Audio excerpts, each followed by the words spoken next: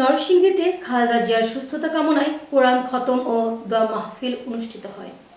বিস্তারিত জানাচ্ছেন Salma, staff reporter Narsingdi থেকে।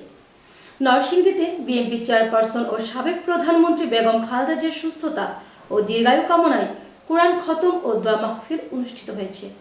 নরসিংদী জেলা ছাত্রদলের উদ্যোগে আয়োজিত এই অনুষ্ঠানে নেতাকর্মীদের ব্যাপক উপস্থিতি ছিল।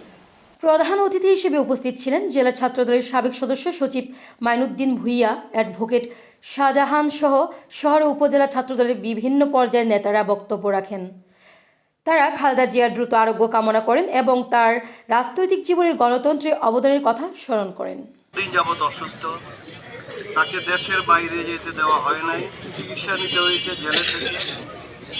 আমরা একটা কথাই বলতে চাই, নরসিংদীতে ধানের শীষ ছাড়া কোনো বিকল্প নাই, নরসিংদীতে খায়রুল কবির খোকন ছাড়া কোনো বিকল্প নাই।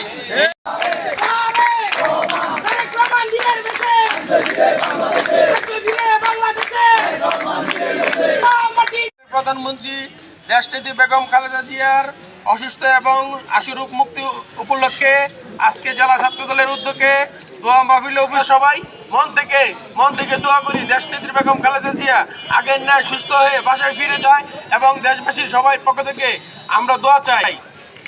এবং নরসিংদী জেলার ছাত্রদলের পক্ষ থেকে আজকে কোরআন শরীফ খতম দেওয়া হয়েছে। আল্লাহুম্মা সাল্লি আলা মুহাম্মাদিন ওয়া আলা আলি মুহাম্মাদ কামা সাল্লাইতা আলা ইব্রাহিম ওয়া আলা আলি ইব্রাহিম ইন্নাকা হামিদুম মাজিদ। ربنا لا تزغ قلوبنا بعد إذ هديتنا وهب لنا من لدنك رحمة। তিনবারের সাবেক সফল প্রধানমন্ত্রী, আয় আল্লাহ তিনি অসুস্থ, আল্লাহ তার রোগ মুক্তি কামনে আজকের এই দোয়া রাইছেন। আল্লাহ তুমি আজকের এই দোয়া রাইছেন যে তুমি কবুল আর মঞ্জুর করে নাও। আয় আল্লাহ বেগম খালেদা জিয়াকে আল্লাহ তুমি হায়াতে তয়্যিবা ঈমানি আমল নসিব করো, আল্লাহ সুস্থতার জিন্দেগি নসিব।